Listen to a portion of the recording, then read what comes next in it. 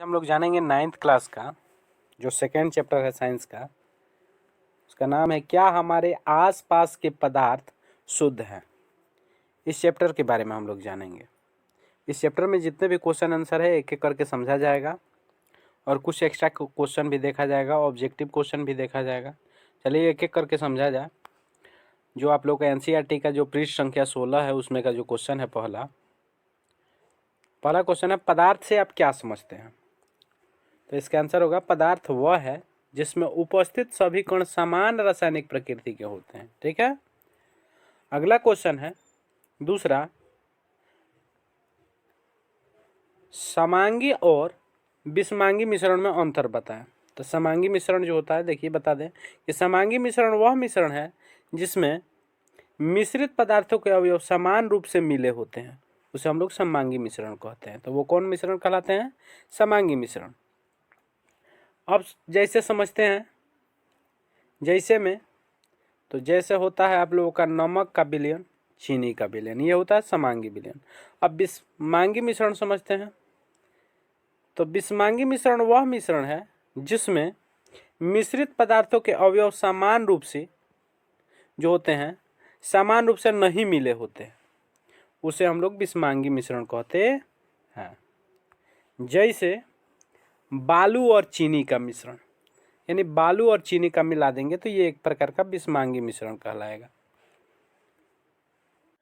आगे जानते हैं जो पाठ्यगत प्रश्न है, पृष्ठ संख्या आप लोगों का जो 20 में है उसका प्रश्न देखते हैं। उदाहरण के साथ समांगी एवं विषमांगी मिश्रणों में भी भेद कीजिए। तो यहाँ समझते हैं समांगी प्रकृति को एक एक करके। पहले समांगी प्रकृति को समझेंगे, फिर विषमांगी प्रकृति को समझेंगे। ठीक है। तो बता दें कि द्रव्य की वह स्थिति जिसमें सभी जगह गुण समरूप हो समांगी प्रकृति कहलाती है। जैसे चीनी का घोल सर्वत्र समान रूप से मीठा होता है, अतः चीनी का घोल एक प्रकार का समांगी कहलाएगा। ठीक है। विषमांगी प्रकृति तो द्रव्य की स्थिति जिसमें एक अंश के गुण दूसरे से भिन्न हो विषमांगी प्रकृति कहलाती है। जैसे मिट्टी युक्त पानी, तो मिट्टी युक्त पानी जो होता है ये एक प्रकार का विषमांगी प्रकृति हो जाता है। आगे समझते हैं अगला क्वेश्चन। अगला क्वेश्चन है विलयन, निलंबन और कोलाइड एक दूसरे से किस प्रकार भिन्न है। तो विलयन, निलंबन और कोलाइड निम्न प्रकार से इसके अंतर को हम लोग क्या कर सकते हैं, स्पष्ट किया जा सकता है। चलिए हम आगे देखते हैं इसको। चलिए वास्तविक विलयन एक तरफ कोलाइड, एक तरफ निलंबन, एक एक करके तीनों को अंतर के रूप में समझा जाए। पहले में देखा जाए तो वास्तविक विलयन में यह दो या अधिक पदार्थों का सजातीय मिश्रण होता है। कोलाइड में यह सजातीय दिखने वाला लेकिन विषम जातीय मिश्रण होता है। निलंबन में समझते हैं यह किसी ठोस का विषम जातीय मिश्रण है जो द्रव या गैस में विक्षेपित रहता है। 2 नंबर समझते हैं वास्तविक विलयन में विलेय के अणु दिखाई नहीं दे सकते हैं। कोलाइड में जो होता है विलेय के अणु सूक्ष्मदर्शी से दिखाई दे सकते हैं। निलंबन में समझते हैं ठोस अवस्था के अणु नंगी आंखों से देखी जा सकते हैं। ठीक है। आगे तीसरा समझते हैं अणु का आकार 10 के पावर -9 मीटर से कम होता है। इधर कोलाइड में समझते हैं अणु का आकार 10 के पावर -6 से 10 के पावर -9 मीटर के बीच होता है। इधर निलंबन में समझते हैं अणु का आकार 10 के पावर -6 मीटर से अधिक होता है। चौथा समझते हैं अंतर वास्तविक विलयन में छान कर संघटकों को पृथक नहीं किया जा सकता है। कोलाइड में हम लोग लिख सकते हैं संघटकों को केवल अपकेंद्रीकरण द्वारा ही पृथक किया जा सकता है। निलंबन में संघटकों को साधारणतया छान कर पृथक किया जा सकता है। पांचवा समझते हैं उदाहरण के तौर पर चीनी का जलीय विलयन, और इसमें जो हो जाएगा दूध हो जाएगा और इसमें हो जाएगा गंदा पानी। ठीक है। क्वेश्चन है अगला, एक संतृप्त विलयन बनाने के लिए 36 ग्राम सोडियम क्लोराइड को 100 ग्राम जल में 293 केल्विन पर घोला जाता है। इस तापमान पर इसकी सांद्रता प्राप्त करें। तो क्वेश्चन ये है। चलिए अब इसको समझते हैं क्या क्या दिया है इसमें। तो देखिए विलेय जो सोडियम क्लोराइड है उसका द्रव्यमान 36 ग्राम, विलायक जल का द्रव्यमान 100 ग्राम, तो विलयन का द्रव्यमान तो हो जाएगा विलेय का द्रव्यमान प्लस विलायक का द्रव्यमान, तो जोड़ेंगे तो ये हम लोगों का हो जाएगा 36 और 100 ग्राम जोड़ेंगे तो 136 ग्राम। तो सांद्रता जो होता है बराबर विलेय का द्रव्यमान बट्टा विलयन का द्रव्यमान फार्मूला होता है, तो उसके हिसाब से लिख गुणे में 100 रहता है, तो 36 यहाँ पे मान रख देंगे, तो 36 बट्टा 136 गुणे 100, इसको सॉल्व करेंगे तो हो जाएगा हम लोग का 26.5%। यही उत्तर होगा। अगला देखते हैं पाठ्यगत प्रश्न जो है, पाठ्यगत प्रश्न पृष्ठ संख्या 26 से। पहला प्रश्न है, पेट्रोल और मिट्टी का तेल जो आपस में घुलनशील है के मिश्रण को आप कैसे पृथक करेंगे। पेट्रोल तथा मिट्टी का तेल के क्वथनांकों में 25 डिग्री सेल्सियस से अधिक का अंतराल है। तो बता दें इसका आंसर हम लोग लिख सकते हैं, पेट्रोल जो होता है, पेट्रोल और मिट्टी के तेल का पृथक्करण प्रभाजी आसवन विधि द्वारा किया जाता है। दोनों के मिश्रण को प्रभाजी आसवन स्तंभ में ले जाते हैं, फिर ताप को घटाकर उसे ठंडा कर संपीड़ित किया जाता है, जहां वाष्प अपने अपने क्वथनांक के अनुसार पृथक हो जाती है। आगे समझते हैं दूसरा क्वेश्चन जो है, दूसरा क्वेश्चन है पृथक करने की सामान्य विधियों के नाम। दही से मक्खन, समुद्री जल से नमक, नमक से कपूर। इसके अलावा इसका आंसर हो जाएगा आप लोगों का, तो दही से मक्खन अपकेंद्रीकरण विधि द्वारा पृथक किया जा सकता है, जल से नमक वाष्पीकरण विधि द्वारा पृथक किया जा सकता है, और नमक से कपूर ऊर्ध्वपातन विधि द्वारा पृथक किया जाता है। अब अगला क्वेश्चन देखते हैं, तीसरा क्वेश्चन है, क्रिस्टलीकरण विधि से किस प्रकार के मिश्रण को पृथक किया जा सकता है। तो आंसर होगा क्रिस्टलीकरण विधि जो होता है, क्रिस्टलीकरण विधि से वे ठोस पदार्थ शुद्ध किए जा सकते हैं जिनमें अन्य ठोस पदार्थ अशुद्धि के रूप में मौजूद होते हैं। ठीक है, पाठ्यगत प्रश्न जो पृष्ठ संख्या 27 का आप देखते हैं क्वेश्चन है, निम्न को रासायनिक और भौतिक परिवर्तनों में वर्गीकृत करें। पेड़ों को काटना, मक्खन का एक बर्तन में पिघलना, अलमारी में जंग लगना, जल का उबलकर वाष्प बनना, विद्युत तरंग का जल में प्रवाहित होना, उसका हाइड्रोजन और ऑक्सीजन गैसों में विघटित होना। इसके अलावा आगे देखते हैं, जल में साधारण नमक का घुलना। इसके अलावा आप लोगों का है फलों से सलाद बनना तथा लकड़ी और कागज का जलना। तो एक एक करके हम लोग समझते हैं भौतिक परिवर्तन में कौन कौन आ जाएगा इसमें, इसका वर्गीकरण करके हम लिख दिए हैं। तो बता दें भौतिक परिवर्तन में पेड़ों को काटना हो जाएगा, मक्खन का एक बर्तन में पिघलना हो जाएगा, जल का उबलकर वाष्प बनना हो जाएगा, जल में साधारण नमक का घुलना हो जाएगा, फलों से सलाद बनना, ये भौतिक परिवर्तन के अंतर्गत आ जाएगा। रासायनिक परिवर्तन बता दें तो अलमारी में जंग लगना, जल में विद्युत धारा का गुजरना, उसका हाइड्रोजन और ऑक्सीजन गैसों में विघटित होना, कागज और लकड़ी का जलना, ये हो जाएगा रासायनिक परिवर्तन। चलिए अगला क्वेश्चन देखते हैं। 2 नंबर क्वेश्चन है, अपने आसपास की चीज़ों को शुद्ध पदार्थों या मिश्रणों से अलग करने का प्रयत्न करें। तो आंसर होगा ऑक्सीजन, कॉपर, एल्युमिनियम आदि शुद्ध पदार्थ हैं तथा वायु, शरबत, पीतल इत्यादि जो है मिश्रण है। फिर अभ्यास प्रश्न जो है पृष्ठ संख्या 30 से 33 में जो दिया गया उसको देखते हैं। प्रश्न पहला है इसमें, निम्नलिखित को पृथक करने के लिए आप किन विधियों को अपनाएंगे। पहला क्वेश्चन जो दिया, सोडियम क्लोराइड को जल से विलयन से पृथक करने में, अमोनियम क्लोराइड को सोडियम क्लोराइड तथा अमोनियम क्लोराइड के मिश्रण से पृथक करने में। सी जो है क्वेश्चन, धातु के छोटे टुकड़े को कार के इंजन में, जो इंजन है, आयल से पृथक करने में। तो इसको समझते हैं। अब डी जॉन क्वेश्चन है बाबू, तो डी क्वेश्चन है दही से मक्खन निकालने के लिए, ई क्वेश्चन है जल से तेल निकालने के लिए, एफ जो क्वेश्चन है चाय से चाय की पत्तियों को पृथक करने में, जी जो है बालू से लोहे को पीनों को पृथक करने में, इसके अलावा भूसे से गेहूं के दानों को पृथक करने में, आई जो क्वेश्चन दिया है पानी में तैरते हुए महीन मिट्टी के कण को पानी से अलग करने के लिए। तो एक एक करके समझा जाए। जे जो क्वेश्चन दिया है इसमें देखिए, जे जो है पुष्प के पंखुड़ियों के निचोड़ से विभिन्न रंजकों को पृथक करने में। तो एक एक करके समझते हैं एक एक का आंसर। तो पहला का जो हो जाएगा वाष्पीकरण विधि द्वारा, दूसरा जो हो जाएगा बी ऊर्ध्वपातन प्रक्रम द्वारा, सी जो है छानने की क्रिया द्वारा, डी जो होगा अपकेंद्रीकरण द्वारा, ई का आंसर हो जाएगा कीप पृथक्करण द्वारा, एफ का हो जाएगा छानने की क्रिया द्वारा, जी का हो जाएगा चुंबकीय पृथक्करण द्वारा। इसके अलावा आप लोगों का एच का जो आंसर हो जाएगा विनोइंग द्वारा। इसके अलावा आई का हो जाएगा निथारने की क्रिया द्वारा, और जे का होगा क्रोमेटोग्राफी प्रक्रम द्वारा। ठीक है, चलिए अब आगे देखते हैं। अगला प्रश्न है, चाय तैयार करने के लिए आप किन किन चरणों का प्रयोग करेंगे? विलयन, विलायक, विलेय, घुलना, घुलनशील, अघुलनशील, विलेय, फिल्ट्रेट अथवा अवशेष शब्दों का प्रयोग करें।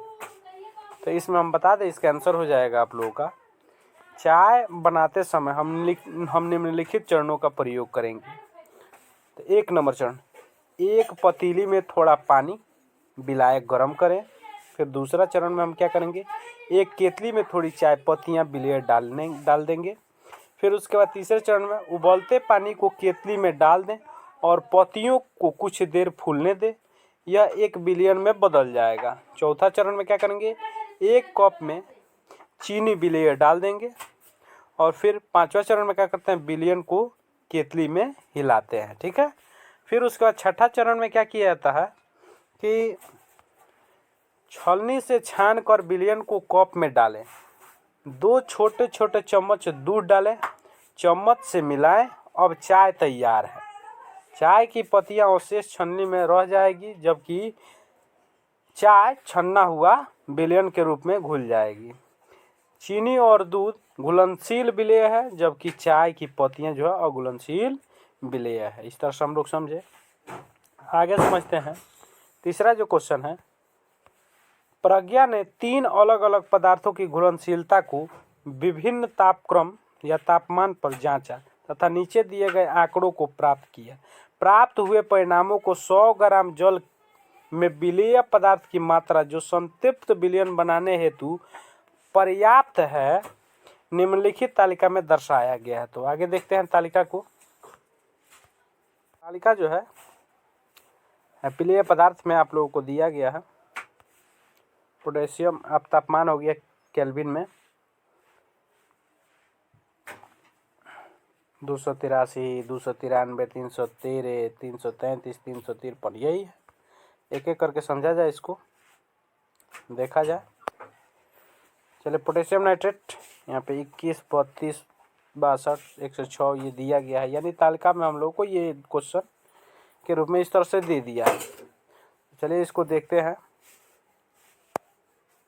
कि पहला का जो हो जाएगा 50 ग्राम जल में 313 केल्विन पर पोटेशियम नाइट्रेट संतृप्त विलयन को प्राप्त करने हेतु कितने ग्राम पोटेशियम नाइट्रेट की आवश्यकता होगी। दूसरा जो है प्रज्ञा 358 केल्विन पर पोटेशियम क्लोराइड को एक संतृप्त विलयन तैयार करती है और विलयन को कमरे के तापमान पर ठंडा होने के लिए छोड़ देती है। उसके बाद जब विलयन ठंडा हो तो वह क्या अवलोकित करेगी, ये स्पष्ट करें। ये बी नंबर क्वेश्चन हो गया। सी नंबर क्वेश्चन है कि 293 के पर प्रत्येक लवण की घुलनशीलता का परिकलन करें। इस तापमान पर कौन सा लवण सबसे अधिक घुलनशील होगा। डी नंबर क्वेश्चन है, तापमान में परिवर्तन से लवण की घुलनशीलता पर क्या प्रभाव पड़ेगा। तो अब एक एक करके आंसर इसका समझते हैं। पहला का आंसर जो होगा ए का, पहला का आंसर हो जाएगा तालिका के अनुसार 313 के पर 100 ग्राम जल में 62 ग्राम पोटेशियम नाइट्रेट संतृप्त विलयन बनाने के लिए घोला है। अतः 50 ग्राम जो है जल में इसका संतृप्त विलयन बनाने के लिए 50 गुणे 62/100, तो इस तरह से काट कूट करेंगे, मैंने काटेंगे तो ये आप लोगों का हो जाएगा 31 ग्राम। 50 गुणे 100, 50 गुणे 62/100, इस तरह से सॉल्व करेंगे तो 31 ग्राम हो जाएगा। तो पोटेशियम नाइट्रेट घोलना पड़ेगा 31 ग्राम। ठीक है। बी नंबर क्वेश्चन का आंसर जो हो जाएगा, जब पोटेशियम क्लोराइड के 353 के मतलब 80 डिग्री सेल्सियस पर संतृप्त घोल को कमरे के तापमान मतलब 293 के या 20 डिग्री सेल्सियस तक ठंडा किया गया तो उसकी विलेयता घट जाती है और इसके क्रिस्टल पात्र की तली पर इकट्ठा हो जाएंगे। सी नंबर का हो जाएगा 20 डिग्री सेल्सियस पर पोटेशियम नाइट्रेट की विलेयता। तो 100 ग्राम जल में पोटेशियम नाइट्रेट की विलेय मात्रा 32 ग्राम। इसके अलावा विलयन की संहति जो होगी आप लोगों का टोटल 100 प्लस 32 जोड़ देंगे तो 132 ग्राम हो जाएगा। तो विलेयता जो हो जाएगा हम लोग का विलेयता बराबर 32 बट्टा 132 गुणे 100। इसको सॉल्व करेंगे इस तरह से तो हम लोगों का हो जाएगा 800 बट्टा 33। 800 बट्टा 33 अब भाग देंगे तो हो जाएगा 24.3% लगभग। ठीक है, अब आगे देखते हैं दूसरा, इसका दूसरा समझते हैं। सोडियम जो है सोडियम क्लोराइड की 20 डिग्री सेल्सियस पर विलेयता। 100 ग्राम पानी में घोली गई सोडियम क्लोराइड की संहति तो 36 ग्राम। इसके बाद विलयन की संहति जो होगा 100 प्लस 36 136 ग्राम हो जाएगा। विलेयता जो होगा 36 बट्टा 136, इस तरह से 450 हो जाएगा। सॉल्व करने के बाद इसको बट्टा में 17 तो ये भाग देंगे तो हो जाएगा हम लोगों का 26.47%। तीसरा जो होगा हम लोगों का पोटेशियम क्लोराइड कि 20 डिग्री सेल्सियस पर विलेयता। तो 100 ग्राम पानी में घुलित पोटेशियम क्लोराइड की संहति 35 ग्राम। विलयन की संहति 100 प्लस 35 135 ग्राम। विलेयता जो होगा 35 बट्टा 135 गुणे 100। तो इस तरह से आगे सॉल्व करेंगे इसको तो 700 बट्टा 27। तो 700 बट्टा 27 तो हल करेंगे तो 26% हो जाएगा। अगला चौथा जो है क्वेश्चन, अमोनियम क्लोराइड की 20 डिग्री सेल्सियस पर विलेयता। 100 ग्राम जल में अमोनियम क्लोराइड की संहति 37 ग्राम हो जाएगा घुलित। इसके अलावा विलयन की संहति जो होगा 100 प्लस 37 मतलब 137 ग्राम। विलेयता जो होगा 37 बट्टा 137 गुणे 100। तो सॉल्व करेंगे इसको हो जाएगा 37 बट्टा 137 भाग देने पर 27% लगभग। ठीक है, ई का हो जाएगा इस तरह से किसी भी पदार्थ की घुलनशीलता तापमान के बढ़ने से बढ़ जाता है। चौथा आप क्वेश्चन देखते हैं। चौथा क्वेश्चन को समझा जाए। निम्नलिखित की उदाहरण सहित व्याख्या कीजिए। पहला जो संतृप्त विलयन, उसके अलावा शुद्ध पदार्थ क्लोराइड, निलंबन है। इसके अलावा इसको समझा जाए एक एक करके। संतृप्त विलयन को पहले समझा जाए। ठीक है, तो संतृप्त विलयन किसी दिए हुए तापमान पर जब उस द्रव में अधिक विलेय पदार्थ न घुले सके तो उसे संतृप्त विलयन कहते हैं, यानी संतृप्त घोल कहते हैं। उदाहरण के कक्ष ताप 20 डिग्री सेल्सियस पर 50 ml पानी एक बीकर में लूँ। अब इसमें सोडियम क्लोराइड नमक थोड़ा थोड़ा करके डालूँ, घोलूँ, माने घोल दिया जाए। तो ध्यान रहे कि नमक की तली में न रहे। इसी प्रकार नमक डालो, हिलाओ। एक स्थिति ऐसी आ जाती है कि क्या होता है कि और पदार्थ यानी और नमक घुलना बंद हो जाता है। यही कक्ष ताप पर संतृप्त विलयन है। ठीक है, तो शुद्ध पदार्थ को समझा जाए। शुद्ध पदार्थ जो होता है वे वस्तुएं जिनका दिए गए तापमान पर रंग, रूप, संरचना, स्वाद, स्वभाव एक समान रहे, उसके हर भाग में संरचना समान हो और उसे सरल भौतिक विधियों द्वारा सरल पदार्थों में विभाजित न किया जा सके, उसे शुद्ध पदार्थ कहते हैं। ठीक है, तो उसे हम लोग कहेंगे शुद्ध पदार्थ। समझते हैं इसको। और एक शुद्ध पदार्थ या तो तत्व होगा या फिर यौगिक। उदाहरण सोना, चांदी, सोडियम, पोटेशियम, कार्बन डाइऑक्साइड शुद्ध पदार्थ है। ठीक है, क्लोराइड यह एक ऐसा विषमांगी मिश्रण है जिसमें विलेय या विलायक दोनों के कण समान रूप से फैले होते हैं और अधिक देर तक रहने पर भी कण नीचे नहीं बैठते हैं। ठीक है, और नीचे नहीं बैठते हैं क्योंकि इनका आकार 1 nm से 100 nm के बीच होता है। ये कोलाइडी कण परिक्षेपण माध्यम से गुजरने वाले दृश्य प्रकाश का प्रकीर्णन कर देते हैं। उदाहरण जैसे दूध, स्याही, धुंध होता है, इसका रक्त इत्यादि होता है। निलंबन को समझते हैं। निलंबन जो होता है, निलंबन एक ऐसा विषमांगी मिश्रण है जिसमें विलायक में विलेय पदार्थ घुलता नहीं है और उसके कोणों को नंगी आंखों से भी देखा जा सकता है। इसके कोणों का आकार 10 से 5 सेंटीमीटर से भी ज़्यादा होता है, यानी 10 से 5 यानी इससे भी ज़्यादा होता है। अधिक देर बिना हिलाए रखने पर कोण नीचे बैठ जाते हैं। उदाहरण जैसे चौक के पाउडर को पानी में विलयन के रूप में मिला दिया जाए तो ये एक प्रकार का हम लोग का निलंबन हो जाता है। ठीक है, अगला क्वेश्चन देखते हैं। अगला क्वेश्चन जो है, निम्नलिखित में से प्रत्येक को समांगी और विषमांगी मिश्रणों में वर्गीकृत करें। सोडा, जल, लकड़ी, बर्फ, वायु, मिट्टी, सिरका, छंती, चाय। इसके अलावा तो इसका बता दें, समांगी मिश्रण में सोडा जल हो जाएगा, सिरका हो जाएगा, छंती चाय हो जाएगा, बर्फ हो जाएगा। विषमांगी मिश्रण में मिट्टी, लकड़ी हो जाएगा। ये विषमांगी मिश्रण में आ जाएंगे। चलो छठा प्रश्न को देखा जाए। छठा जो, आप किस प्रकार पुष्टि करें कि दिया हुआ रंगहीन द्रव शुद्ध जल है?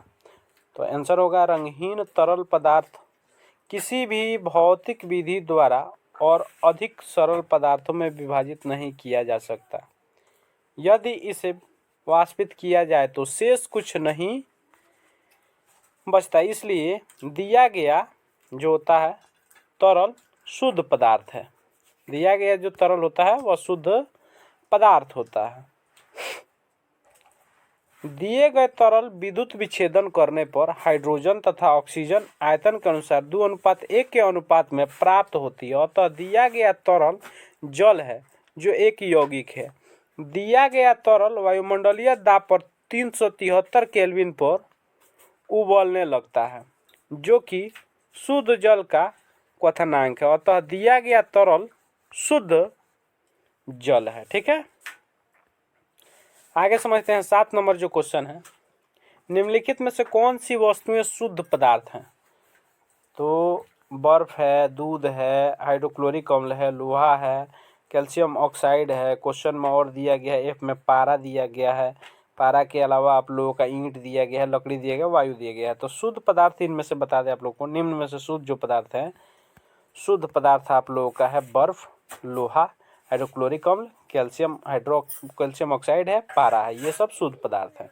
8वां क्वेश्चन है, निम्न मिश्रणों में से विलयन की पहचान करें। तो निम्न जो मिश्रण दिए हैं इसमें से विलयन का पहचान, जैसे मिट्टी दिया है, जो समुद्री जल दिया है, वायु दिया है, कोयला दिया है, सोडा जल दिया है। तो इसका आंसर हो जाएगा, इसमें से हम लोग का विलयन को पहचानना है तो इसका आंसर हो जाएगा विलयन में समुद्री जल, वायु, इसके अलावा सोडा जल, ये सब जो होगा विलयन होगा। 9वां क्वेश्चन देखते हैं। 9वां क्वेश्चन है, निम्नलिखित में से कौन सा टिंडल प्रभाव को प्रदर्शित करेगा? ए में दिया है नमक का घोल, दूध दिया है बी में, सी में दिया है कॉपर सल्फेट का विलयन, डी में दिया है स्टार्च विलयन। तो इसका आंसर हो जाएगा दूध स्टार्च विलयन टिंडल प्रभाव दिखाएंगे। ठीक है, 10 नंबर जो क्वेश्चन दिया है, निम्नलिखित तत्वों को यौगिक तथा मिश्रण में वर्गीकृत करें। तो एक एक करके क्वेश्चन देखते हैं। ए बी सी डी करके इसे दे दिया है सोडियम, मिट्टी, चीनी का घोल, चांदी, कैल्शियम कार्बोनेट। फिर आगे आप लोगों का दिया है टीन, टीन के बाद सिलिकॉन जो दिया है, कोयला दिया है, वायु दिया है, साबुन दिया है, मीथेन दिया है, कार्बन डाइऑक्साइड दिया है। फिर आगे रक्त भी दिया है। तो एक एक करके समझते हैं। तो ये जो होगा पहला जो हो जाएगा तत्व होता है, दूसरा जो आंसर होगा इसका मिश्रण होता है, यौगिक तत्व मिश्रण, यौगिक मिश्रण, इस तरह से ये आंसर हो गया जी तक। एच का आंसर जो हो जाएगा मिश्रण होता है, आई का हो जाएगा तत्व, जे का तत्व, के का तत्व, एल का यौगिक, एम का यौगिक हो जाता है। अगला क्वेश्चन है 11 नंबर। 11 नंबर क्वेश्चन है, निम्नलिखित में से कौन कौन से परिवर्तन रासायनिक है? पौधों की वृद्धि, लोहे में जंग लगना, लोहे के चूर्ण तथा बालू को मिलाना, खाना पकाना, भोजन का पचन, इसके अलावा आप लोग का जल से बर्फ बनना, मोमबत्ती का जलना। तो ये पूछ रहा है इसमें से कौन सा क्या है? तो हम बता दें, लोहे का जंग लगना, भोजन का पकना, भोजन का पचना और मोमबत्ती का जलना, ये सब रासायनिक परिवर्तन के अंतर्गत आता है। चलिए इस चैप्टर से कुछ अन्य महत्वपूर्ण प्रश्नोत्तर यानी अति लघु उत्तरीय प्रश्न को समझते हैं। पहला जो क्वेश्चन है देखते हैं। पहला क्वेश्चन है विलयन क्या है? तो 2 या 2 से अधिक पदार्थ के समांगी मिश्रण को हम लोग विलयन कहते हैं। ठीक है, अगला क्वेश्चन को देखते हैं। दूसरा क्वेश्चन, जलीय विलयन क्या है? तो जलीय विलयन का परिभाषा हम लोग दे सकते हैं कि विलेय का जल में विलयन जलीय विलयन कहलाता है। विलेय का जल में विलयन जो होता है उसको जलीय विलयन कहते हैं। तीसरा क्वेश्चन है संतृप्त विलयन की परिभाषा दीजिए। तो तीसरा क्वेश्चन का आंसर हो जाएगा आप लोगों का कि वह विलयन जिसमें किसी ताप पर विलेय की अधिकतम मात्रा घुली हो संतृप्त विलयन कहलाती है। ठीक है, विलयन की सांद्रता का क्या अभिप्राय है? तो इसका आंसर होगा विलेय की मात्रा जो विलायक या विलयन की इकाई मात्रा या इकाई आयतन में घुली होती है विलयन की सांद्रता कहलाती है। आगे देखते हैं पांचवा क्वेश्चन जो है। पांचवा क्वेश्चन है कोलाइड काफी स्थायी होते हैं, उस प्रक्रम का नाम बताइए जिसमें आप कोलाइड विलयन के अवयव को पृथक कर सकते हैं। तो आंसर हो जाएगा अपकेंद्रीकरण द्वारा कोलाइड विलयन की जो कोलाइड विलयन के अवयव है उसको पृथक हम कर सकते हैं। ठीक है, छठा क्वेश्चन जो है, छठा क्वेश्चन है किस कारण पर आधारित कोई विलयन तनु सांद्र अथवा संतृप्त कहलाता है? तो आंसर हो जाएगा उसमें उपस्थित विलेय की मात्रा पर आधारित कोई विलयन तनु सांद्र अथवा संतृप्त कहलाता है। ठीक है, आगे समझते हैं निम्न में से समांगी मिश्रण बताइए। लकड़ी, चीनी का जलीय घोल, मिट्टी मिला जल। तो इसका आंसर हो जाएगा चीनी का जलीय घोल। अगला क्वेश्चन देखते हैं आठवां क्वेश्चन जो है। आठवां क्वेश्चन है केरोसिन तथा जल के मिश्रण को पृथक करने का सिद्धांत बताइए। तो इसका आंसर हो जाएगा आपस में नहीं मिलने वाले द्रव अपने घनत्व के अनुसार विभिन्न परतों में पृथक हो जाते हैं। नौवां प्रश्न है,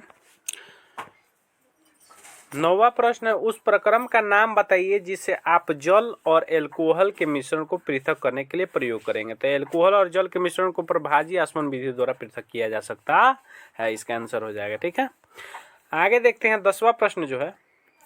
10वां प्रश्न है कि 30 से 50 केल्विन से अधिक क्वथनांक में अंतर वाले मिश्रणीय द्रवों को पृथक करने की विधि का नाम बताइए।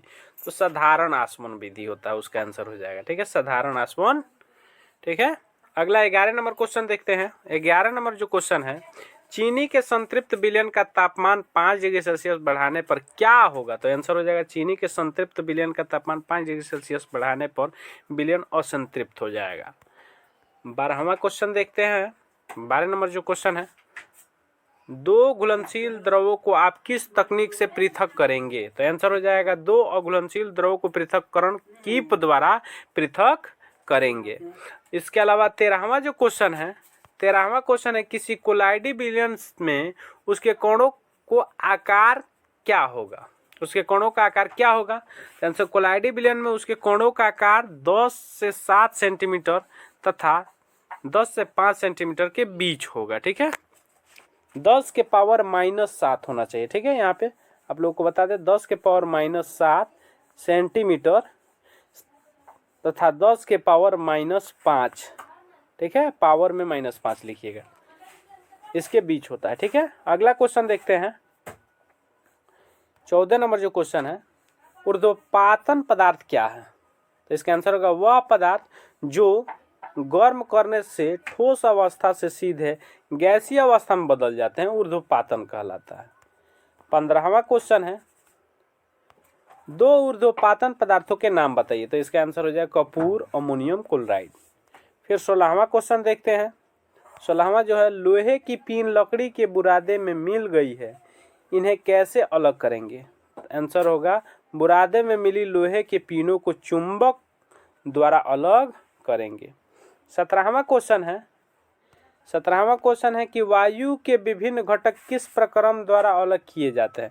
तो आंसर होगा वायु के विभिन्न घटक प्रवाही आसवन विधि द्वारा अलग किए जाते हैं। 18वां क्वेश्चन है तन्यता क्या है? तो आंसर हो जाएगा इसका आप लोगों को बता दें कि धातुएं खींचने पर तार में बदल जाती हैं, इसे तन्यता कहते हैं। 19वां क्वेश्चन है टिंडल प्रभाव क्या है? तो आंसर होगा द्रव या गैस में निलंबित पदार्थ के कोणों द्वारा प्रकाश का प्रकीर्णन टिंडल प्रभाव कहलाता है। इसका आंसर हो गया। चलिए 20वां क्वेश्चन देखते हैं। 20वां जो क्वेश्चन है कमरे के ताप पर द्रव अवस्था में पाई जाने वाली धातु का नाम लिखिए। तो आंसर होगा कमरे के ताप पर द्रव अवस्था में पाई जाने वाली जो धातु है पारा होती है। ठीक है, Hg जिसको बोलते हैं, यानी कि मरकरी। मरकरी या पारा वही होता है। ठीक है, अब आगे देखते हैं अति लघुत्तरीय कुछ प्रश्नों को। 1 नंबर जो क्वेश्चन है कि आसवन को परिभाषित कीजिए, आसवन से किस प्रकार के मिश्रणों को पृथक किया जाता है। तो आसवन द्रव को गर्म करके वाष्प बनाने, तत्पश्चात वाष्प को ठंडा करके पुनः द्रव प्राप्त करने का प्रक्रम है। आसवन को विलेय अवाष्पशील ठोसों से पृथक करने के लिए उपयोग किया जा सकता है। अगला क्वेश्चन देखते हैं। दूसरा जो क्वेश्चन है, क्रिस्टलीकरण प्रक्रम क्या है, यह किस प्रकार उपयोगी है। आंसर, संतृप्त विलयन में विलेय की अधिकतम मात्रा घुली होती है। अगर विलेय की मात्रा संतृप्त स्तर से बढ़ जाए तो विलेय की संतृप्त स्तर से अधिक मात्रा अविलेय क्रिस्टल के रूप में आ जाती है। ठीक है, अतः संतृप्त विलयन से क्रिस्टल बनने की प्रक्रिया क्रिस्टलीकरण कहलाती है। उपयोग जो होता है इसका समझते हैं। यदि कोई पदार्थ ठोस अवस्था में होता है और उसमें अन्य कोई ठोस अशुद्धि के रूप में पाया जाता है तब क्रिस्टलीकरण की प्रक्रिया प्रयोग की जाती है। तीसरा क्वेश्चन जो है, तीसरा क्वेश्चन देखते हैं। 5 ग्राम विलेय को 40 ग्राम जल में घोला गया है, विलयन की द्रव्यमान प्रतिशतता क्या होगी। तो इसका हम लोग बनाएंगे, हल करेंगे। विलयन का द्रव्यमान विलेय का द्रव्यमान प्लस विलायक का द्रव्यमान, तो 5 ग्राम प्लस 40 ग्राम, ये 45 ग्राम हो जाएगा। इस तरह से विलयन की जो प्रतिशतता हो जाएगा हम लोगों का, विलयन का प्रतिशतता बराबर विलेय का द्रव्यमान बटा विलयन का द्रव्यमान गुणे 100, तो 5/45 गुणे 100। तो हल करेंगे हम लोग इसको, तो ये हो जाएगा हम लोगों का सॉल्व करने के बाद 5 से कम 5, 5 9 45, तो 1/9 ये हो गया। और गुणे 100, तो इसको 100/9 भाग देंगे तो 11.1% हो जाएगा। यही जो होगा आंसर होगा। ठीक है, कोलाइड विलयन के 2 लक्षण लिखिए। तो कोलाइड विलयन के लक्षण को समझते हैं। कोलाइड विलयन समांगी दिखाई देता है परंतु वास्तव में वह विषमांगी होता है। अगला लक्षण समझते हैं इसका। दूसरा लक्षण जो होगा, कोलाइड विलयन में कणों का आकार वास्तविक विलयन से बड़ा परंतु निलंबन से छोटा होता है। वह व्यास में 1 nm और 100 nm के बीच होता है। 5वां क्वेश्चन देखते हैं। 5वां जो क्वेश्चन है, मिश्रणीय तथा अमिश्रणीय द्रव में अंतर कीजिए। तो मिश्रणीय द्रव 2 या 2 से अधिक अमिश्रणीय द्रवों का मिश्रण विभिन्न परतों में पृथक हो जाता है, जिनकी पृथकन सीमाएं स्पष्ट होती हैं। अमिश्रणीय जो होता है इसको समझते हैं। तो अमिश्रणीय द्रव 2 या 2 से अधिक मिश्रणीय द्रवों का मिश्रण विभिन्न परतों में पृथक नहीं होता है और समांगी विलयन बनाते हैं। छठा क्वेश्चन है मिश्रण के प्रकारों के उचित उदाहरण सहित समझाइए। तो अवयवों के मिश्रित होने के आधार पर मिश्रण 2 प्रकार के होते हैं, समांगी मिश्रण, विषमांगी मिश्रण। तो समांगी मिश्रण समझते हैं पहले, फिर विषमांगी मिश्रण। तो वह मिश्रण जिसमें मिश्रित पदार्थों के अवयव समान रूप से मिले होते हैं समांगी मिश्रण कहलाते हैं, जैसे चीनी का विलयन, नमक का विलयन। विषमांगी मिश्रण को समझते हैं। तो वह मिश्रण जिसमें मिश्रित पदार्थों के अवयव समान रूप से मिले नहीं होते हैं तो उसे हम विषमांगी मिश्रण कहते हैं, जैसे बालू और चीनी का मिश्रण जो होता है ये आप लोगों का विषमांगी मिश्रण हो जाता है। 7वां समझते हैं क्वेश्चन है टिंडल प्रभाव क्या है। तो टिंडल प्रभाव, जो कोलाइडी कोण प्रकाश को एक ओर बिखेरते हैं उसे टिंडल प्रभाव कहते हैं। अगर प्रकाश की किरण पुंज को कोलाइड विलयन से गुजारा जाए और प्रकाश के लंबवत सूक्ष्मदर्शी रख करके देखा जाए तो प्रकाश किरण का पथ जो होता है दिखाई देने लगता है। इस तरह से आप लोग देख सकते हैं, लाइट को गुजारा जाएगा तो ये प्रकाश का पथ हम लोगों का इसमें दिख रहा है। ये एक प्रकार का टिंडल प्रभाव का उदाहरण हमने फिगर बना दिया है कि इसमें हम लोग को रास्ता दिख रहा है, प्रकाश को गुजारा जा रहा है तो ये हम लोग का रास्ता ये दिख रहा है, ये रास्ता। ठीक है, तो ये हम लोग का टिंडल प्रभाव होगा। 8वां जो क्वेश्चन है, आप किसी निलंबन तथा कोलाइड में अंतर किस प्रकार करेंगे, प्रत्येक एक उदाहरण दीजिए। निलंबर और कोलाइड में जो है निम्नलिखित अंतर है, समझते हैं इसको। निलंबर और कोलाइड, तो विलेय के कणों का आकार 10⁻⁵ सेंटीमीटर से अधिक होता है। इसमें विलेय के कणों का आकार 10⁻⁵ सेंटीमीटर तथा 10⁻⁸ सेंटीमीटर के बीच होता है। इसमें जो होता है यह साधारणतः फिल्टर पेपर द्वारा छान करके विलेय तथा विलायक में अलग किए जा सकते हैं। इसमें लिखते हैं यह साधारण फिल्टर पेपर द्वारा विलेय तथा विलायक में अलग अलग नहीं किए जा सकते हैं। इसमें देखते हैं तीसरा जो तो यह टिंडल प्रभाव उत्पन्न नहीं करते हैं और यह टिंडल प्रभाव उत्पन्न करते हैं। 9वां जो क्वेश्चन है हम लोगों का, मिश्रण के घटकों को अलग करने की आवश्यकता क्यों पड़ती है? तो मिश्रण के घटकों को अलग करने की आवश्यकता निम्न कारणों से है। देखिए कारण को समझा जाए तो सबसे पहला जो होता है अवांछनीय घटकों को दूर करने के लिए, दूसरा किसी हानिकारक घटक को दूर करने के लिए, तीसरा पदार्थ को शुद्ध नमूना प्राप्त करने के लिए, और चौथा जो है किसी लाभप्रद घटकों को प्राप्त करने के लिए। चलिए 10वां क्वेश्चन देखते हैं। 10वां जो क्वेश्चन है, मिश्रणों के घटकों को पृथक करने के लिए प्रयोग की जाने वाली सामान्य विधियों के नाम लिखिए। तो आंसर होगा मिश्रणों के घटकों को पृथक करने के लिए प्रयोग की जाने वाली सामान्य विधियां निम्नलिखित हैं। तो इसका आंसर होगा आप लोगों का सबसे पहला छानना, फिर होगा दूसरा चुंबकन द्वारा अलग करना, तीसरा होगा हाथ से चुनना, चौथा होगा आसवन विधि, पांचवा होगा अपकेंद्रीकरण विधि, छठा जो होगा वाष्पीकरण, और सातवां जो होगा ऊर्ध्वपातन की प्रक्रिया द्वारा। चलिए 11 नंबर जो क्वेश्चन है उसको देखते हैं। 11 नंबर क्वेश्चन है मिश्रण एवं यौगिक में अंतर स्पष्ट कीजिए। तो मिश्रण और यौगिक में निम्नलिखित अंतर है, एक एक करके समझते हैं उसको। चलिए यौगिक में और मिश्रण में अंतर देखा जाए तो यौगिक में उपस्थित परमाणु एक निश्चित संख्या में संयोग करते हैं, और मिश्रण में किन्हीं पदार्थों को किन्हीं भी अनुपात में मिलाने से बनता है। यौगिक का रासायनिक संगठन निश्चित होता है और इसका संगठन निश्चित नहीं होता है। इसके अलावा तीसरा जो होता है बने यौगिक के गुण मूल पदार्थों से एकदम भिन्न होते हैं और इसमें मूल अवयव अपने गुणों को बनाए रखते हैं। इसके अलावा चौथा जो होता है यौगिक में मूल पदार्थों को भौतिक विधियों द्वारा अलग नहीं किया जा सकता है और इसमें जो होता है मूल अवयव को भौतिक विधियों द्वारा अलग किया जा सकता है। 12 नंबर क्वेश्चन है आप लोगों का, क्रोमेटोग्राफी का उपयोग करने वाली काली स्याही में उपस्थित राई को कैसे पृथक करें? तो इसका कैसे करेंगे तो इसका आंसर हो जाएगा आप लोगों का, बता दें कि एक एक करके समझते हैं आंसर में इसको। फिल्टर पेपर की एक पतली और लंबी पट्टी लें, इसके निचले किनारे में 3 सेंटीमीटर ऊपर पेंसिल से एक रेखा खींचें। उससे दूसरा क्या करेंगे कि उस रेखा के बीच स्याही की एक बूंद रखें, इसे सूखने दें।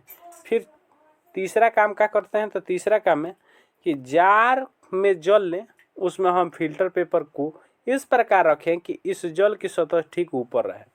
चौथा काम करते हैं जैसे ही जल फिल्टर पेपर पर ऊपर की दिशा की ओर अग्रसर होता है यह डाई के कणों को भी अपने साथ ले जाता है। प्रायः डाई 2 या 2 से अधिक रंगों का मिश्रण होता है।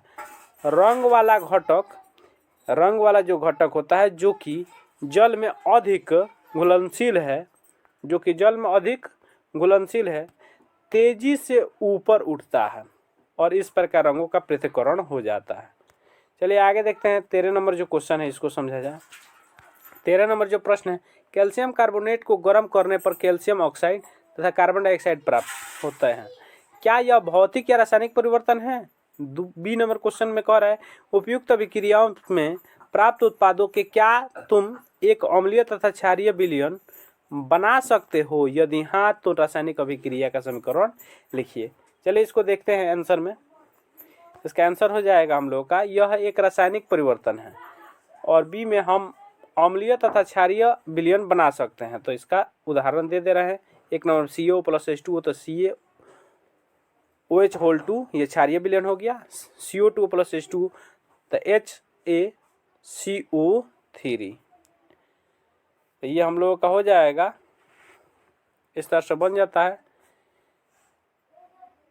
H2CO3 बन जाता है। ठीक है, अम्लीय विलयन हो जाता है। आगे समझते हैं भौतिक एवं रासायनिक परिवर्तन की परिभाषा उदाहरण सहित लिखिए। तो आप लोगों को बता दें भौतिक परिवर्तन और रासायनिक परिवर्तन एक एक करके समझा जाए तो वह परिवर्तन, भौतिक परिवर्तन में लिखेंगे वह परिवर्तन जिसमें पदार्थ के संगठन में कोई परिवर्तन नहीं होता है भौतिक परिवर्तन कहलाता है। जैसे जल को बर्फ या भाप में बदलना, विद्युत बल्ब का चमकना जो होता है ये भी भौतिक परिवर्तन में हो जाएगा। इसके अलावा हम लोगों का जो होता है ये रासायनिक परिवर्तन में समझते हैं। तो वह परिवर्तन जिसमें पदार्थ के संगठन में परिवर्तन होता है रासायनिक परिवर्तन कहलाता है। जैसे ईंधन का जलना, लोहे का जंग लगना, ये सब जो हो गया रासायनिक परिवर्तन हो गया। भौतिक परिवर्तन जो होता है, भौतिक परिवर्तन में नया पदार्थ उत्पन्न नहीं होता है, केवल पदार्थ के भौतिक गुण में परिवर्तन होता है। लेकिन रासायनिक परिवर्तन में नया पदार्थ बनता है और पदार्थ के रासायनिक गुणों में परिवर्तन होता है। किसी पदार्थ के रासायनिक गुण उसके रासायनिक संगठन पर निर्भर करते हैं। चलिए 15 नंबर जो क्वेश्चन है उसको देखा जाए। 15 नंबर क्वेश्चन है, निम्न को भौतिक रासायनिक परिवर्तनों में वर्गीकृत कीजिए। तो ये दिया है कांच का पिघलना, फूल से फल बनना, इसके अलावा अगरबत्ती का जलना, रोटी का पकना, कपड़े का फटना। इस तरह से हम लोगों को दे दिया है, तो इसको समझते हैं। हम लोगों का एफ में दे दिया है बादलों का बनना, तो एक एक करके समझते हैं आंसर में इसको। तो एक एक करके आंसर देखा जाए इसका। बता दें आप लोगों का, कांच का पिघलना भौतिक परिवर्तन है, फूल से फल बनना जो है रासायनिक परिवर्तन है, अगरबत्ती का जलना है रासायनिक परिवर्तन है, रोटी का पकना जो है रासायनिक परिवर्तन है, कपड़े का फटना ये भौतिक परिवर्तन है, बादलों का बनना ये भौतिक परिवर्तन है। ठीक है, चलिए आगे देखते हैं। दीर्घोत्तरीय प्रश्नों को देखा जाए। दीर्घोत्तरीय प्रश्न में पहला देखा जाए। पहला जो क्वेश्चन है, विलेय और विलायक की अवस्था के आधार पर विलयनों का वर्णन कीजिए। तो विलेय और विलायक की अवस्था के आधार पर विलयन निम्न प्रकार के हैं। चलिए समझा जाए एक एक करके। तो पहला जो होता है, ठोस का जो होता है द्रव में विलयन। ठोस जो होता है, तो ये ध्रुव हो गया, तो द्रव यहाँ पे बना दीजिएगा आप लोग। ठीक है, द्रव में विलयन, जैसे चीनी का जल में विलयन, शरबत जो होता है, टिंचर आयोडीन होता है, आयोडीन ठोस होता है, अल्कोहल जो होता है द्रव होता है। और चीनी जो होता है हम लोग जानते हैं, चीनी का जल में विलयन, तो चीनी ठोस होता है, जल जो होता है द्रव होता है, तो ठोस का द्रव में विलयन हो गया। गैस का द्रव में विलयन, तो जैसे ठंडे पेय जिसमें कार्बन डाइऑक्साइड गैस जल द्रव में घुली होती है। उसी प्रकार से तीसरा जो होता है गैस में विलयन, तो जैसे वायु जिसमें ऑक्सीजन 21% मिला होता है, नाइट्रोजन 78% मिले होते हैं। ठीक है, ये हम लोग का वायु जो हो गया गैस का विलयन हो गया। चौथा जो होता है ठोस का ठोस में विलयन, तो जैसे मिश्रण धातुएं, जैसे मिश्र धातुएं पीतल में जिंक 30%, कॉपर लगभग 70% होता है। अगला क्वेश्चन, दूसरा जो क्वेश्चन है लॉन्ग क्वेश्चन में देखा जाए।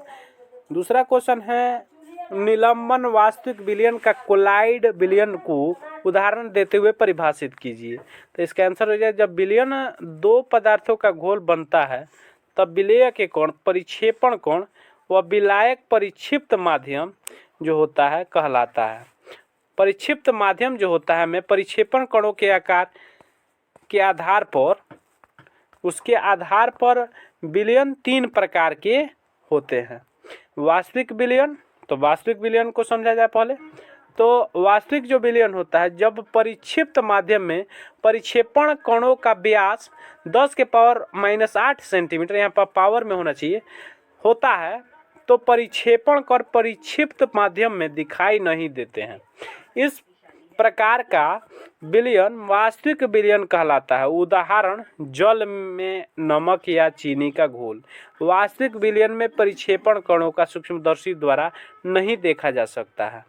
ठीक है, दूसरा देखते हैं लोग। दूसरा जो है कोलाइड विलयन को समझते हैं। जब परिक्षिप्त माध्यम में परिक्षेपण कणों का व्यास 10⁻⁻7 से 10⁻⁻5, ये पावर में लिखना है हम लोगों को, 10 से 7 नहीं लिखना है, 10⁻⁻7। ठीक है, 10⁻⁻5 ऐसे लिखिएगा। ठीक है, तो 10⁻⁻5 से 10⁻⁻7 सेंटीमीटर होता है, तो विलयन कोलाइडल विलयन कहलाता है। उदाहरण जैसे दूध, रक्त, टूथपेस्ट। कोलाइडल विलयन, परिक्षेपण कणों को आंखों द्वारा नहीं देखा जा सकता है, लेकिन सूक्ष्मदर्शी द्वारा क्या किया जा सकता है, देखा जा सकता है। आगे तीसरा समझते हैं निलंबन। तो जो निलंबन होता है, जब परिक्षिप्त माध्यम में परिक्षेपण कणों का व्यास 10⁻⁻5 सेंटीमीटर या उससे अधिक होता है, तो इसे निलंबन कहते हैं। निलंबन में परिक्षेपण कणों को परिक्षिप्त माध्यम में तैरते हुए आंख द्वारा देखा जा सकता है, जैसे जल में मिट्टी या बालू का घोल, जल में चौक का घोल, ये सब जो होता है निलंबन होता है। तीसरा प्रश्न है विलयन को परिभाषित कीजिए। जब 15 ग्राम NaCl को 200 ग्राम जल में घोलकर विलयन तैयार किया जाता है, तो NaCl की द्रव्यमान प्रतिशत परिकलित कीजिए। दूसरा जो है, इसमें वास्तविक विलेय के कणों का पृथक करना क्यों असंभव है। तीसरा क्वेश्चन है, तापमान में परिवर्तन से लवण की घुलनशीलता पर क्या प्रभाव पड़ता है। तीसरा क्वेश्चन था, तो एक एक करके आंसर को समझा जाए। चलिए पहला क्वेश्चन का आंसर समझा जाए। विलयन 2 या 2 से अधिक पदार्थों के समांगी मिश्रण को विलयन कहते हैं। दिया गया है NaCl का विलयन के दौरान 15 ग्राम जो दिया गया है, NaCl विलय की मात्रा 15 ग्राम, जल विलय की मात्रा जो है 200 ग्राम है। विलयन की मात्रा मतलब विलेय की मात्रा प्लस विलायक की मात्रा, तो ये दोनों को हम लोग जोड़ेंगे तो 15 + 200, तो इस तरह से हम लोगों का हो जाएगा 215 ग्राम।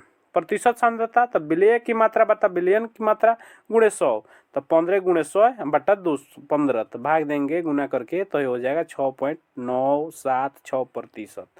चलिए इस तरह से ये आंसर हो गया। दूसरा क्वेश्चन का देखा जाए। दूसरा क्वेश्चन का जो आंसर होगा, वास्तविक विलयन में विलेय के कणों को पृथक करना असंभव है क्योंकि वे विलायक के साथ समांगी मिश्रण बनाते हैं। तीसरा का आंसर होगा, तापमान बढ़ाने पर लवण की घुलनशीलता बढ़ जाती है और घटाने पर कम हो जाती है। चलिए चौथा क्वेश्चन को हम लोग देखते हैं। चौथा क्वेश्चन है, रासायनिक संगठन के आधार पर शुद्ध पदार्थों के प्रकार का वर्णन कीजिए। तो रासायनिक संगठन के आधार पर शुद्ध पदार्थ 2 प्रकार के होते हैं। पहला जो होता है तत्व और दूसरा जो होता है यौगिक। तो तत्व और यौगिक को एक एक करके समझा जाए। तत्व जो होते हैं, रॉबर्ट बायल पहले वैज्ञानिक थे जिन्होंने सन 1661 में तत्व शब्द का प्रयोग किया था। एंटोनी रालेंट जो लवाइजिए जो थे ने तत्व की परिभाषा सर्वप्रथम निम्न दिया था, तत्व पदार्थ का वह मूल रूप है जिसे रासायनिक क्रिया द्वारा अन्य सरल पदार्थों में विभाजित नहीं किया जा सकता है, जैसे लोहा, तांबा, चांदी, ऑक्सीजन, नाइट्रोजन, हाइड्रोजन इत्यादि। तो ये इन्होंने बताया था। यौगिक के बारे में आप समझते हैं। तो यौगिक जो होता है वह पदार्थ जो 2 या 2 से अधिक तत्वों के किसी निश्चित अनुपात में रासायनिक संयोग करने से बनता है। जैसे जल एक यौगिक है जो हाइड्रोजन और ऑक्सीजन के 1:8 के द्रव्यमान अनुपात में संयोग करने पर बनता है। उसी तरह कार्बन डाइऑक्साइड एक यौगिक है जो कार्बन और ऑक्सीजन के 3:8 के द्रव्यमान अनुपात के संयोजन से करने से बनता है।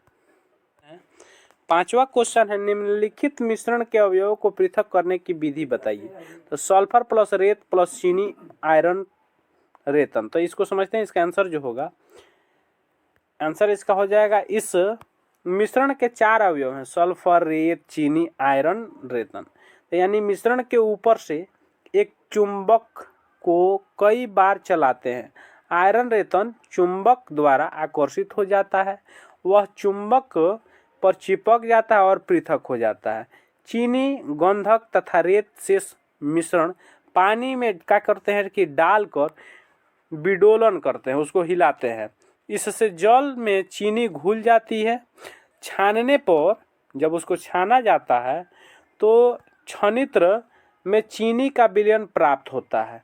छनित्र जो वाष्पित करके चीनी प्राप्त किया जा सकता है। मैंने गर्म करेंगे तो पानी उड़ जाता है और चीनी बच जाता है। शेष में सल्फर तथा रेत होते हैं।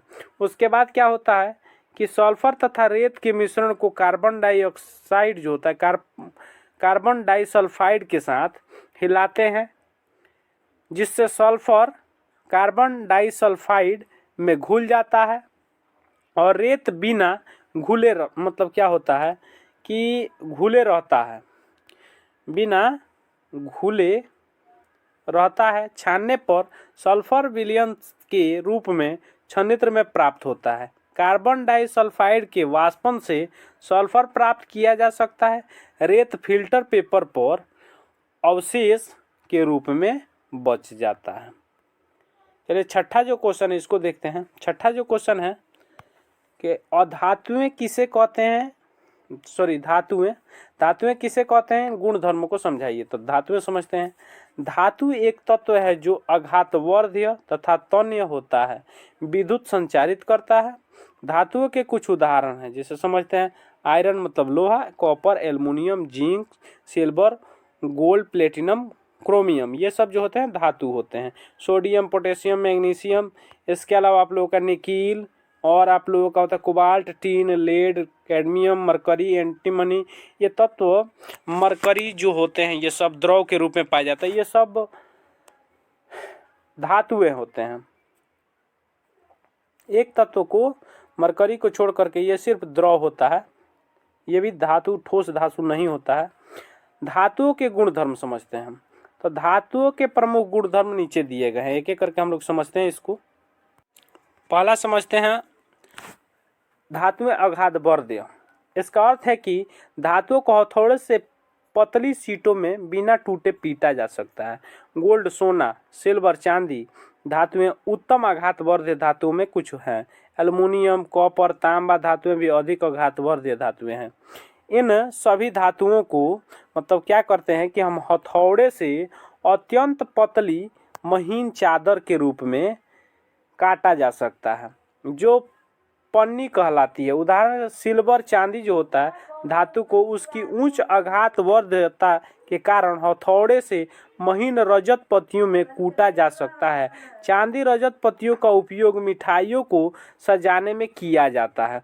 उसी प्रकार एल्युमिनियम जो होता है, एल्युमिनियम धातु पर्याप्त आघात वर्ध्य है और महीन शीटों के इसको क्या कर सकते हैं, रूपांतरित किया जा सकता है। जो महीन शीट होते हैं, जो एल्युमिनियम पन्नियाँ कहलाती हैं। एल्युमिनियम पन्नियों का खाद्य सामग्री जैसे बिस्कुट, चॉकलेट, दवाइयाँ, सिगरेट इत्यादि पैक करने के लिए उपयोग किया जाता है। दूध की बोतल के ढक्कन भी एल्युमिनियम की पन्नी के बने होते हैं। एल्युमिनियम जो चादर के जो सीटे होते हैं पतले, पाक बर्तन माने जो होते हैं उसको बनाने के लिए किया जाता है। कॉपर जो होता है यानी कि तांबा धातु जो होता है ये भी अधिक आघात वर्ध्य होता है। इसलिए रसोई या अन्य घरेलू उपयोगी बर्तनों में मतलब पत्रों को बनाने के लिए कॉपर की सीटों या तांबे के चादरों का उपयोग किया जाता है। अतः आघात वर्ध्यता धातुओं का एक प्रमुख अभिलक्षण गुणधर्म है। अब आगे समझते हैं धातुएं जो होती हैं तन्य भी होती हैं, यानी कि इसका अर्थ है कि धातुओं को महीन तारों में खींचा जा सकता है। सभी धातुएं सामान्य रूप से तन्य नहीं होती, दूसरों की अपेक्षा कुछ अधिक तन्य होती हैं। उत्तम तन्य धातु गोल्ड जैसे सोना होता है, सिल्वर होता है, चांदी होता है। उदाहरण के सिल्वर जैसी अत्यधिक तन्य धातु और मात्र 100 मिलीग्राम को लगभग 200 मीटर लंबे महीन जो होते हैं महीन तार खींचा जा सकता है। कॉपर जो होता है, कॉपर और एल्युमिनियम जो होते हैं, कॉपर एल्युमिनियम धातुएं भी अत्यंत तन्य होती हैं और पतली तारों में खींची जा सकती हैं, जिन्हें विद्युत तार लगाने में उपयोग किया जाता है। अतः तन्यता धातुओं का एक अन्य प्रमुख अभिलक्षण गुणधर्म है। उपयुक्त विलोचना से हम निष्कर्ष निकालते हैं कि धातुएं आघातवर्ध्य तन्य होती हैं। आघातवर्ध्य और तन्यता के गुणधर्मों के कारण ही जो होते हैं उसके गुणधर्म के कारण ही विविध वस्तुएं बनाने के लिए धातुओं का विभिन्न आकृतियां दी जा सकती हैं। धातुएं जो होती हैं ऊष्मा एवं विद्युत के सुचालक होती हैं।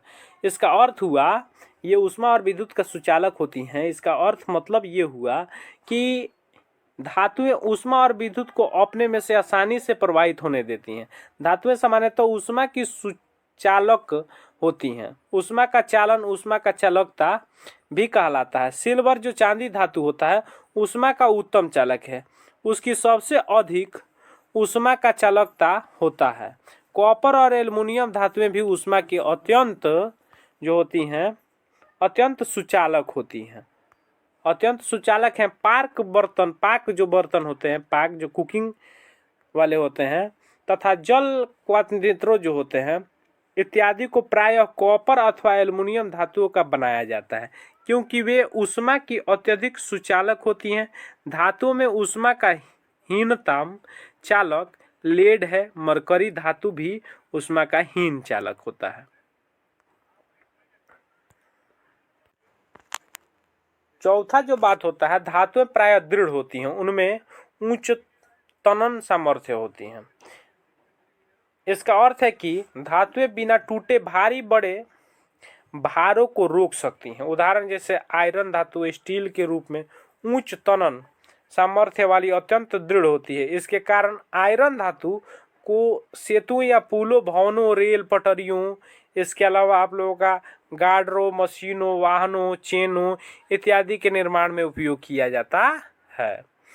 इस सब का निर्माण में उपयोग किया जाता है। यद्यपि हम लोग जानते हैं अधिकांश धातुएं दृढ़ होती हैं, परंतु कुछ धातुएं दृढ़ नहीं होती हैं। उदाहरण जैसे सोडियम, पोटेशियम धातुएं दृढ़ नहीं होती हैं, उनमें निम्न तनन क्षमता होती है। ठीक है। आगे देखते हैं हम लोग। धातुएं जो होता है कमरे के ताप पर, जो कमरे के तापक्रम जो होता है ताप पर ठोस होती हैं। मरकरी के अतिरिक्त जो भी एक द्रव धातु है, ये मरकरी जो भी होती हैं, जैसे आयरन हो गया, कॉपर हो गया, एल्युमिनियम हो गया, सिल्वर हो गया, गोल्ड हो गया इत्यादि जैसी धातुएं कमरे के ताप पर ठोस होती हैं। कमरे के ताप पर केवल एक ही जो होता है धातु मरकरी, जो द्रव अवस्था में होता है, Hg जिसको बोला जाता है। पारा जो होता है कमरे के ताप पर द्रव रूप में होता है, ये ऐसा धातु है।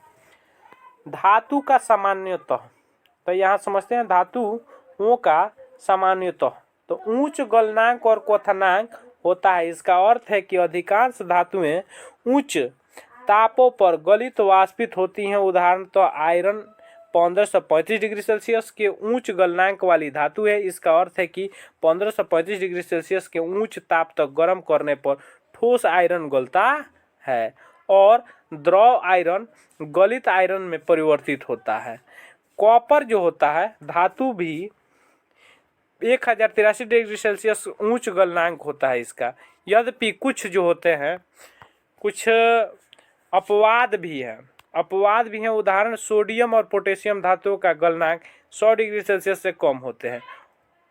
अन्य धातु गैलियम का गलनांक इतना कम होता है कि वह हाथ में ही गलने लगता है, हमारे हाथ की ऊष्मा से। ठीक है, अब आगे 7वां बात जानते हैं। धातुओं के उच्च घनत्व होते हैं। जो धातु है तो उसके उच्च घनत्व होते हैं। इसका अर्थ है कि धातुएं भारी पदार्थ हैं। उदाहरण जैसे आयरन धातु का घनत्व 7.8 ग्राम प्रति सेंटीमीटर क्यूब है, जो पर्याप्त ऊंच है। यद्यपि कुछ अपवाद भी हैं, जैसे सोडियम पोटेशियम निम्न घनत्व होते हैं, ये अत्यंत हल्की धातुएं होती हैं। आगे समझते हैं आठवां जो है, धातुएं ध्वनिक होती हैं। इसका अर्थ है कि धातुएं जो होती हैं उनमें मारते हैं या घंटी के रूप में ध्वनि उत्पन्न करने के लिए इसका प्रयोग किया जाता है। धातुओं के ध्वनिकता के गुण के कारण उन्हें घंटी, प्लेट के प्रकार, बाजा जैसे मजीरा और तंतु वाद्य जैसे वायलिन, गिटार, सितार, तानपुरा इत्यादि के लिए तारों या तंतुओं को बनाने के लिए उपयोग किया जाता है। अगला समझते हैं धातुएं प्रायः, तो ये बता दें आप लोगों को, रजत अथवा जो होता है धूसर भूरे रंग की होती हैं। कॉपर और गोल्ड अतिरिक्त कॉपर जो होते हैं रक्ताभ भूरा रंग का होता है, जबकि गोल्ड सोने का रंग पीला होता है। धातुएं बहुसंख्य जो होते हैं कार्यों के लिए हमारे दैनिक जीवन में व्यापक रूप से उपयोग किए जाती हैं। पाक उपकरण, बिजली के पंखे, सिलाई मशीन, कार, बस, ट्रक, रेलगाड़ियाँ जो होती हैं, इस सब में इसका होता है। इसके अलावा आप लोगों को बता दें कि जहाज, वायुयान सभी धातुओं अथवा मिश्र धातुओं नामक धातुओं के मिश्रण से बनाए जाते हैं। वास्तव में धातुओं की बनी वस्तुओं की सूची जिन्हें हम अपने दैनिक जीवन में उपयोग करते हैं अंतर्निहित है। ठीक है, अब समझते हैं अधातु। अधातुएं क्या है, उनके गुण धर्म को समझिए। तो अधातुओं को समझते हैं। तो अधातु एक तत्व है जो न तो आघातवर्ध या न तन्य होता है और न विद्युत चालित करता है, यानी कि अपने से प्रवाहित होने को देता है। अधातुओं के कुछ उदाहरण हैं, जैसे कार्बन हो गया, सल्फर हो गया। इसके अलावा फास्फोरस भी होता है। Phosphorus, hydrogen, oxygen, nitrogen, fluorine, chlorine, bromine, iodine, helium, neon, argon, krypton, xenon. इसके अलावा हीरा तथा ग्रेफाइट भी अधातुएं हैं। वे कार्बन के अपरूप होते हैं।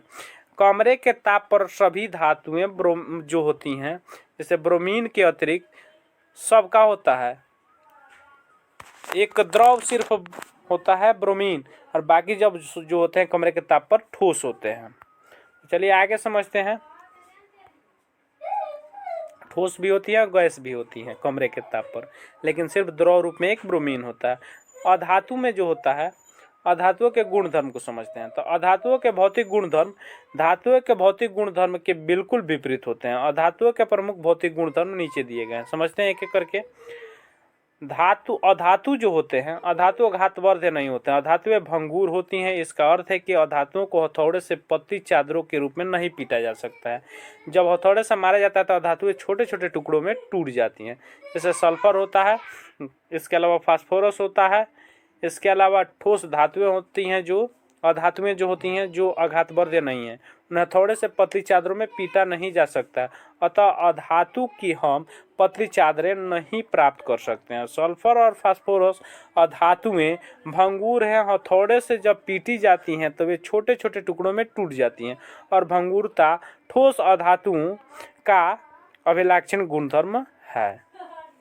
आगे समझते हैं दूसरा जो है, अधातुएं तन्य नहीं होते। इसका अर्थ है कि अधातुओं को तारों में खींचा नहीं जा सकता है, ठीक है, खींचा यहाँ पे लिखना। खींचने पर वे आसानी से पड़ करके टूट जाते हैं। उदाहरण सल्फर फास्फोरस अधातुएं हैं, वे तन्य नहीं हैं। जब खींचा जाता है तो सल्फर फास्फोरस जो होते हैं टुकड़ों में टूट जाते हैं और तार नहीं बनाते हैं इसका हम, ठीक है। अतः अधातुओं से हम तार नहीं प्राप्त कर सकते हैं। उपयुक्त की विवेचना से हम निष्कर्ष निकालते हैं कि अधातुएं न तो आघातवर्ध्य है यहाँ पे लिखना है, और न ही तन्य है, अधातुएं भंगुर है, ठीक है। अब आगे समझते हैं तीसरा जो होता है, अधातुएं ऊष्मा और विद्युत की जो होती हैं कुचालक होती हैं। इसका अर्थ है कि अधातुएं अपने में से ऊष्मा और विद्युत को प्रवाहित नहीं होने देती। अधातुओं में से अनेक वास्तव में विद्युत रोधी, यद्यपि कुछ अपवाद हैं। कार्बन तत्व का एक अपरूप हीरा अधातु है जो ऊष्मा का सुचालक, और कार्बन तत्व का एक अपरूप जो होता है ग्रेफाइट अधातु है जो विद्युत का सुचालक है। विद्युत का सुचालक होने से ग्रेफाइट जो होता है इलेक्ट्रोड बनाने के लिए उपयोग किया जाता है, जैसे कि शुष्क सेलों में इसका हम लोग प्रयोग करते हैं ग्रेफाइट का। चौथा जो है, अधातुएं दीप्त या चमकीली नहीं होती हैं, वे देखने में धुंधली होती हैं। अधातुओं में चमक नहीं होती है, जिसका मतलब है कि अधातुओं में चमकीली सतह नहीं होती है। ठोस अधातुएं देखने में धुंधली होती है। उदाहरणार्थ सल्फर और फास्फोरस अधातुएं हैं जिनमें दीप्ति चमक नहीं है। आगे हम लोग समझते हैं कि अर्थात उनमें चमकीली सतह नहीं होती हैं, वे धुंधली भद्दी प्रतीत होती हैं।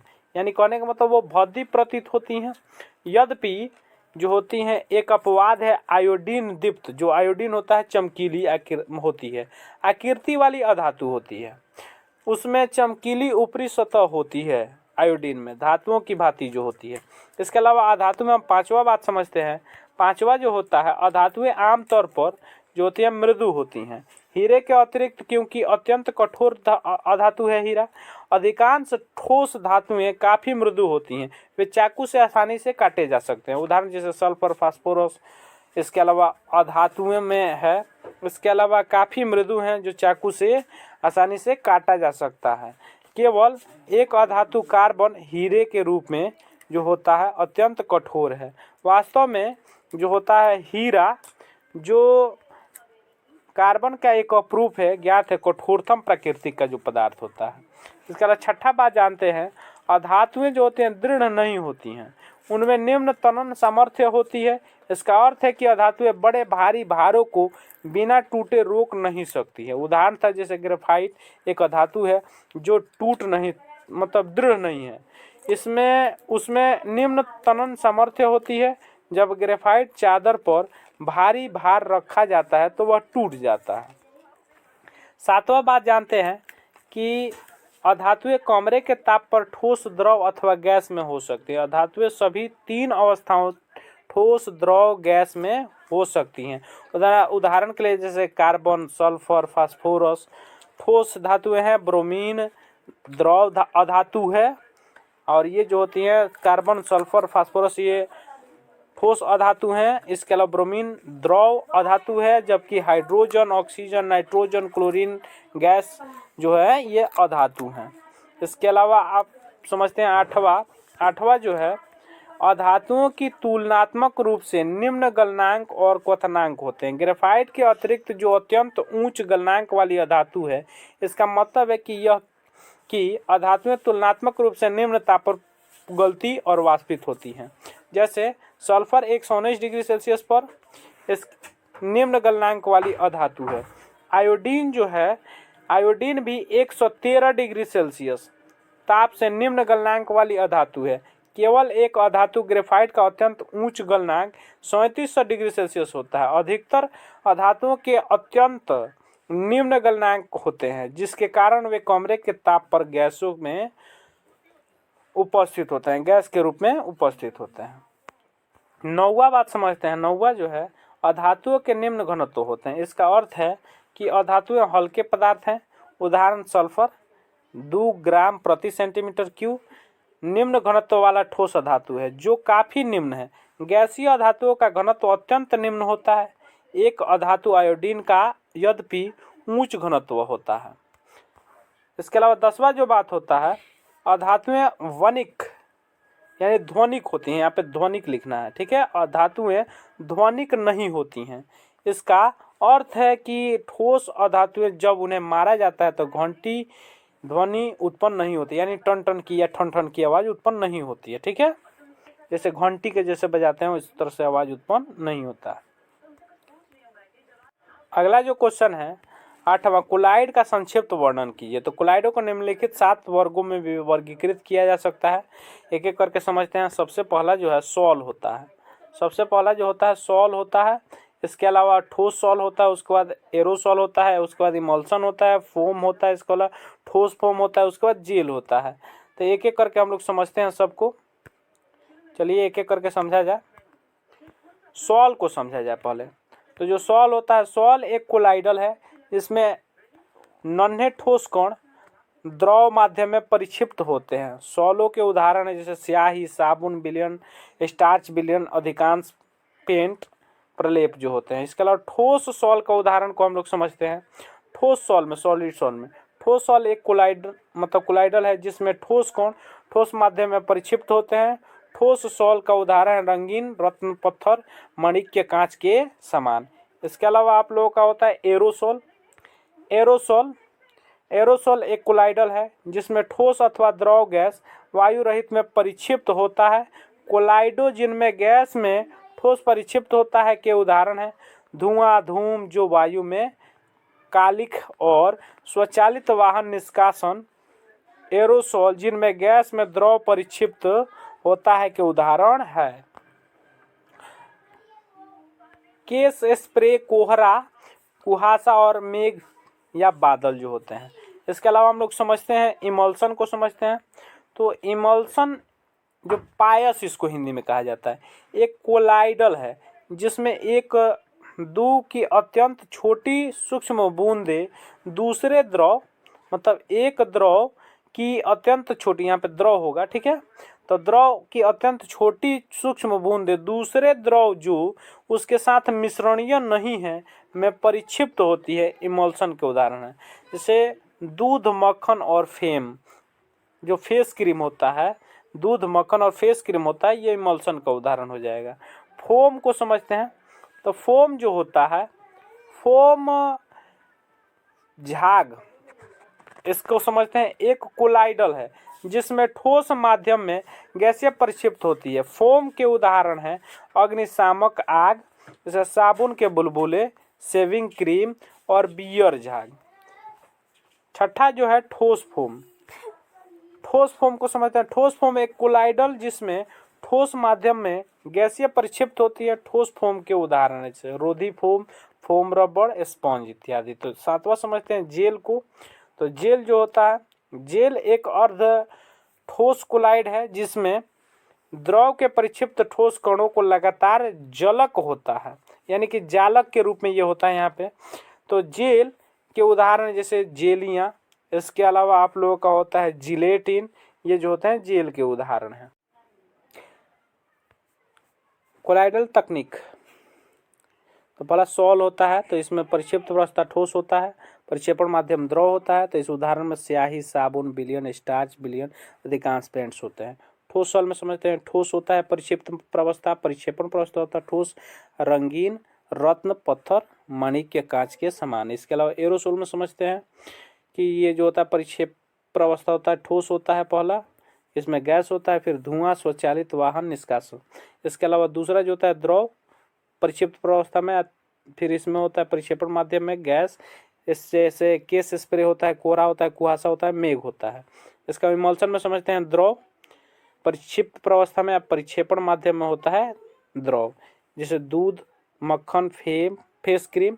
इसके अलावा फोम, फेन जिसको समझते हैं गैस, परिक्षिप्त प्रवस्था में होता है, परिक्षेपण माध्यम में द्रव होता है, जैसे अग्निशामक झाग, साबुन के बुलबुले, शेविंग क्रीम, बियर झाग। इसके अलावा ठोस फॉर्म में समझते हैं गैस होता है परिक्षिप्त प्रवस्था में, परिक्षेपण माध्यम में ठोस होता है, जैसे रोधी फोम। इसके अलावा फोम, रबड़, स्पंज होता है। जेल में समझते हैं तो जेल जो होता है परिक्षिप्त प्रवस्था में ठोस होता है, परिक्षेपण माध्यम में द्रव होता है। तो उदाहरण के लिए जेलियां, जिलेटिन इत्यादि होता है। 9वां जो क्वेश्चन है, 1 बिलियन में जल के 370 ग्राम के शक्कर के 3 ग्राम घुले हुए हैं। इस विलयन के साधारण सांद्रता की गणना कीजिए। तो विलयन की सांद्रता विलेय का द्रव्यमान बट्टा विलयन का द्रव्यमान गुणे 100 फॉर्मूला होता है इसको। तो चलिए हम लोग हल करते हैं इसको आगे। यहाँ विलेयक का शक्कर का द्रव्यमान 30 ग्राम है, विलायक जल का द्रव्यमान 370 ग्राम है। तो इसलिए विलेय का द्रव्यमान बराबर मतलब विलयन का द्रव्यमान बराबर होता है विलेय का द्रव्यमान प्लस विलायक का द्रव्यमान। तो 30 प्लस 370 जोड़ देंगे तो ये हो जाएगा 400 ग्राम। तो आगे हम लोग निकालेंगे विलयन का सांद्रण निकालना है। तो विलयन का सांद्रण निकालना है सांद्रता, तो 30/400 गुणे 100, इस तरह से इसको सॉल्व करते हैं तो हम लोगों का हो जाता है 100 से 4 बार में कट जाता है, 30 में 4 से भाग देते हैं तो 7.5% हो जाता है। तो शक्कर का विलयन की सांद्रता जो होगा 7.5% होगा, यही है।